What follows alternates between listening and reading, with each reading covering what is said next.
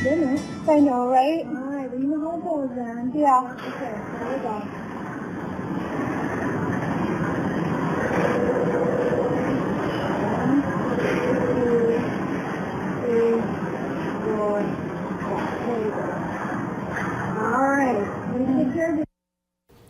She is one of the sweetest and most hardworking people you will ever meet. So it was a huge surprise to all of us here when our own Valley News Live's Cali Hubbard fell ill with COVID-19. And today, Cali joins us to talk about her experience and why it is so important that we follow the protocols so we don't catch this nasty virus. Cali, thank you so much for joining us. We were just watching video of you being tested for COVID. We're going to get back to that in a minute. But first, how are you feeling today?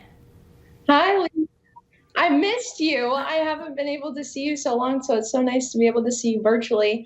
I'm feeling so much better. It feels so great waking up and not having pounding migraines and headaches, not having body aches, being able to get a full night of rest. For a while, I was still doing interviews virtually and working from home, and it's just nice to not pass out after work and wake up, sleep for all of those hours, and then just wake up for the next day. It's nice to actually be able to just sleep and not have to worry about the symptoms of the virus. Well, Cali, that is good news to hear for sure. So I want to back up a little bit because I want to explain it. I know we actually did something here on North Dakota Today and on the Valley Today as well. The reporters have not been in the building for like 2 months because you guys have been working outside of the station, working from home, doing a lot of these virtual and Skype interviews like we're doing now on North Dakota Today. But let's go back to when you first started noticing symptoms. You just touched on it because your symptoms are somewhat different than other people's too. Let's go back to when you first started feeling maybe not so great and then when the health department got involved. Yeah, so I think it was Easter weekend, and Friday I was feeling a little different, but I was like, it was just a long week of work, working Monday through Friday, reporting from home. It takes a lot out of you. And then Saturday came and I kind of woke up feeling that woe feeling, but I was like, okay, I'm not as cheery. And then Sunday I woke up for Easter and I just felt like I was hit so hard by something. My head was pounding. I ran in the bathroom. I took my temperature and my heart dropped when I found out I had a fever because that's one of the main symptoms that they talk about. I had no cough though. I had no shortness of breath at the time. And so then I woke up Monday, the same symptoms, but 10 times worse. Throughout the whole night, I was shivering. Every part of my body hurt. I had aches, but I was in so much pain that I'd throw the blankets off me because I'd get super hot in the night. And I couldn't even get up to get the blankets because I just felt in so much pain.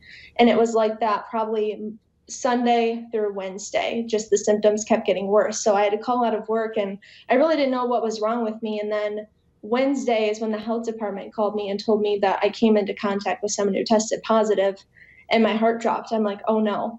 So I went in and got tested. And so. And we showed some video right off the top, and you actually had sent that to me. And we see video of how people are tested. We're looking at it right now. Once again, talk a little bit about what kind of test, where you had to go to get this, and what it felt like. Yes, I went through Sanford, and it was on University. So I pulled up to the side of the hospital there, and it's where the ambulance trucks, I'm pretty sure, are supposed to park. And all you just see is the outside of this garage that's closed. You press a button and you tell them your name.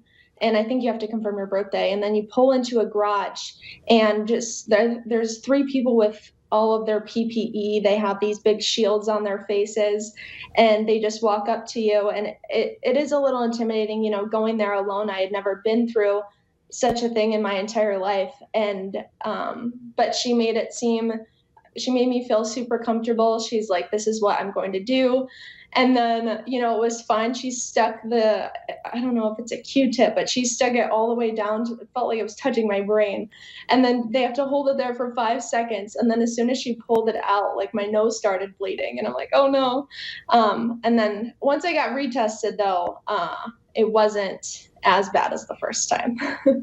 Okay, so you went a couple of weeks. You thought you were back to normal after terrible migraines, terrible, chills and body aches. When you thought you were clear, you went back for another test. I'm going to take a break right here, though, and when we come back, we're going to talk a little bit more about what happened and what set you back for even a couple more weeks.